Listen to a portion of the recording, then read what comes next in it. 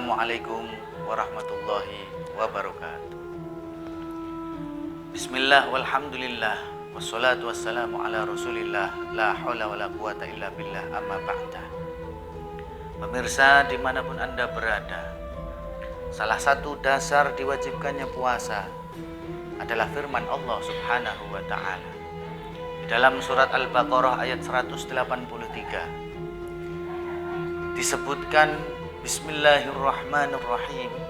Ya ayyuhalladzina amanu kutiba alaikumusyiyamu kama kutiba alal ladzina min qablikum la'allakum tattaqun. Yang artinya wallahu a'lamu bimuradih.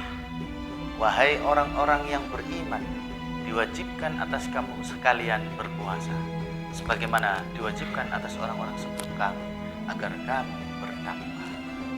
Di dalam ayat ini Allah menyebutkan salah satu hikmah berpuasa adalah agar kita menjadi orang-orang yang bertakwa. Lantas apa hubungannya? Apa korelasinya orang yang berpuasa sehingga menjadi orang-orang yang bertakwa? Kita tahu bahwa takwa adalah ketundukan untuk mematuhi perintah-perintah Allah dan meninggalkan segala larangan-larangan Allah.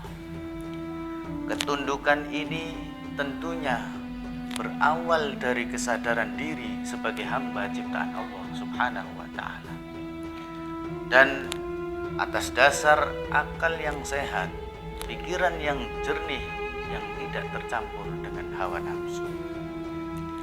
Antara pikiran dan hawa nafsu selalu bertolak belakang, selalu bertentangan, tidak pernah rukun. Sebab sebagaimana diceritakan pada awal mula Allah subhanahu wa ta'ala menciptakan nafsu. Nafsu diperintahkan untuk menghadap ke belakang, nafsu tidak mau.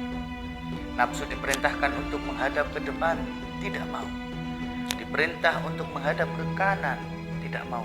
Diperintah untuk menghadap ke samping kiri, juga tidak mau. Tidak pernah nafsu pun menerima melaksanakan perintah Allah subhanahu wa ta'ala. Dan ketika Allah subhanahu wa ta'ala bertanya kepada nafsu, wahai nafsu, engkau ini siapa dan aku siapa? Dengan sombongnya nafsu menjawab, aku ya aku, kamu ya kamu.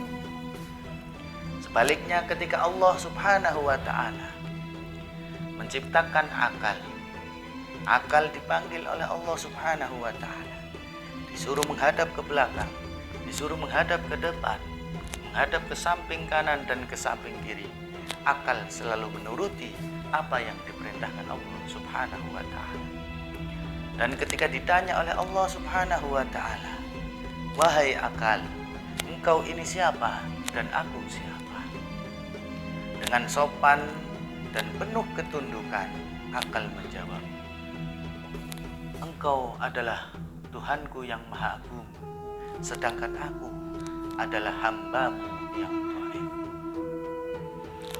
Akal cenderung kepada semua kebaikan, sehingga akal menuruti semua perintah-perintah Allah subhanahu wa ta'ala. Sedangkan nafsu cenderung kepada keburukan, sehingga nafsu tidak menuruti perintah-perintah Allah subhanahu wa ta'ala.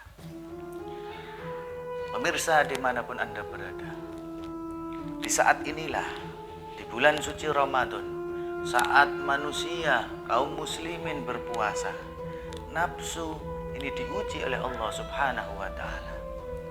Tidak boleh makan, tidak boleh minum, tidak boleh melakukan hal-hal yang biasa dilakukan oleh nafsu, yang biasa dilakukan oleh kesenangan nafsu.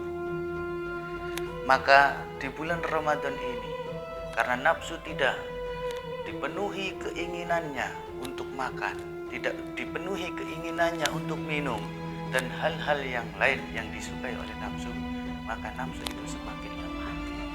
Dengan lemahnya nafsu, akal berpotensi besar untuk mengalahkan nafsu tersebut. Sehingga di bulan puasa ini, manusia cenderung kepada hal-hal kebaikan karena nafsunya kalah dengan akalnya.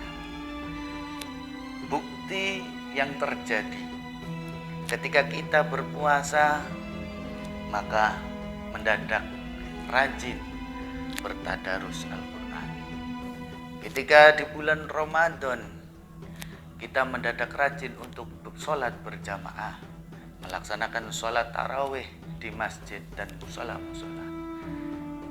Coba kita lihat ketika di luar bulan Ramadan, ketika kita sudah tidak berpuasa, apakah hal ini masih dilakukan? Bukti di lapangan tidak demikian.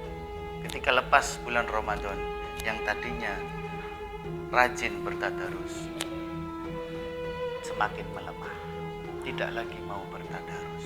Yang tadinya rajin berjamaah, sekarang tidak mau berjamaah.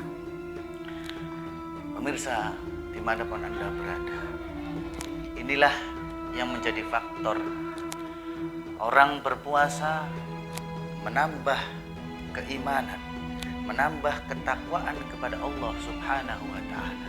Karena di saat puasa, akalnya dapat mengalahkan nafsunya.